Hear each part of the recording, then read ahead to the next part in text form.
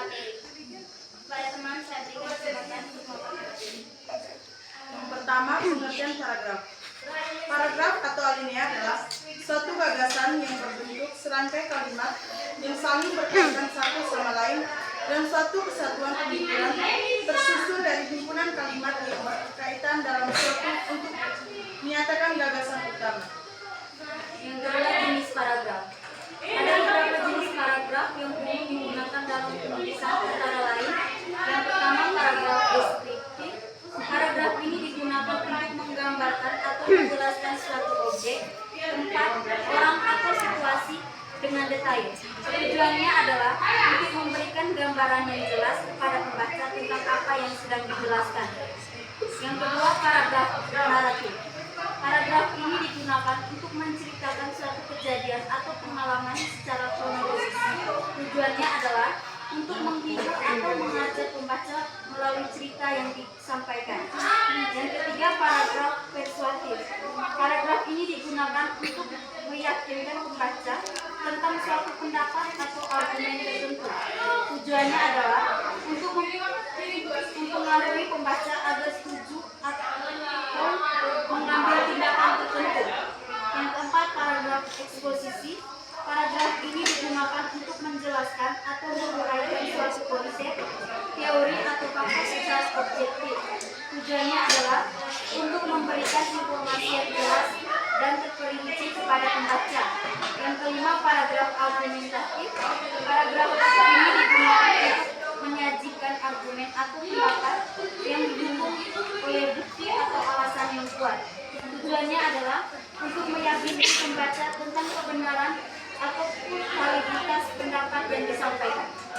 Yang ketiga, contoh-contoh paragraf. Yang pertama, contoh paragraf deskriptif. Pantai ini memiliki pasir putih yang lembut dan air laut yang jernih. Di sepanjang pantai terdapat pepohonan hijau yang memberikan naungan yang menyegarkan.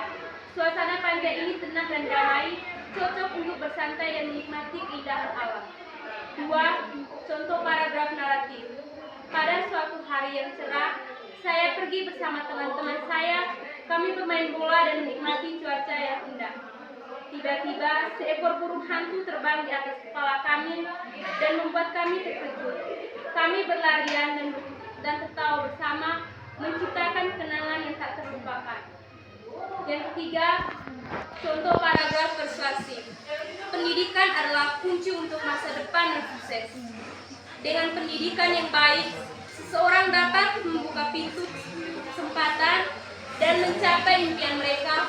Oleh karena itu, penting bagi pemerintah dan masyarakat untuk berinvestasi dalam pendidikan dan memberikan akses yang adil bagi semua anak. Yang keempat, contoh paragraf eksposisi. Hukum pemerintah dan penawaran adalah prinsip dasar bagi kita semua.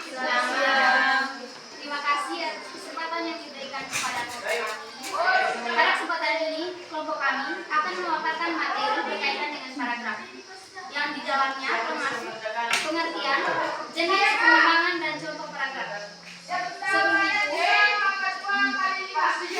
saya membagi 3 sesi. Sesi pertama adalah sesi pengenalan, yang kedua pemaparan materi, dan yang ketiga adalah sesi tanya jawab.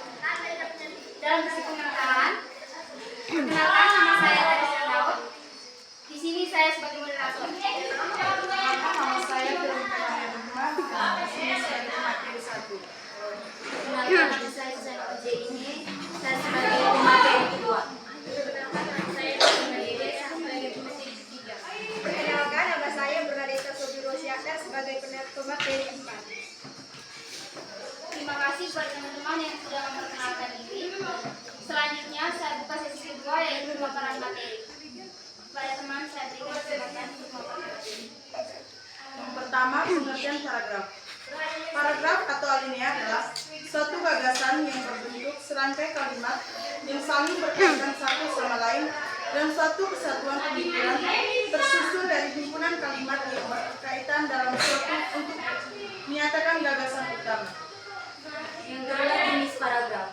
Ada beberapa jenis paragraf yang umum digunakan dalam penulisan antara lain. Yang pertama, paragraf deskriptif. Paragraf ini digunakan untuk menggambarkan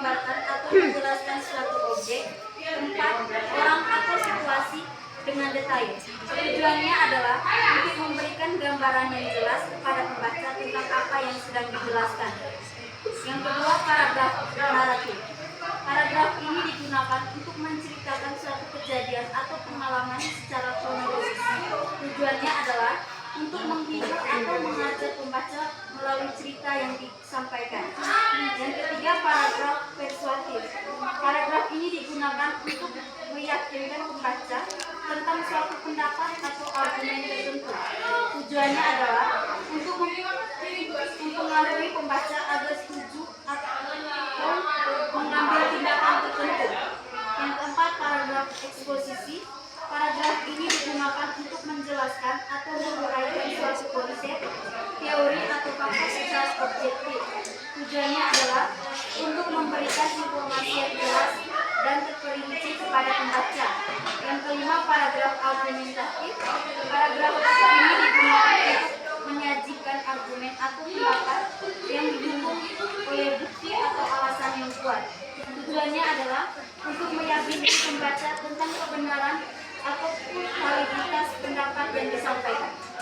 Yang ketiga, contoh-contoh paragraf. Yang pertama, contoh paragraf deskriptif. Pantai ini memiliki pasir putih yang lembut dan air laut yang jernih. Di sepanjang pantai terdapat pepohonan hijau yang memberikan naungan yang menyegarkan. Suasana pantai ini tenang dan damai, cocok untuk bersantai dan menikmati keindahan alam. 2. Contoh paragraf naratif. Pada suatu hari yang cerah, saya pergi bersama teman-teman saya. Kami bermain bola dan menikmati cuaca yang indah. Tiba-tiba, seekor burung hantu terbang di atas kepala kami dan membuat kami terkejut. Kami berlarian dan tertawa bersama, menciptakan kenangan yang tak terlupakan. Yang ketiga, contoh paragraf persuasif.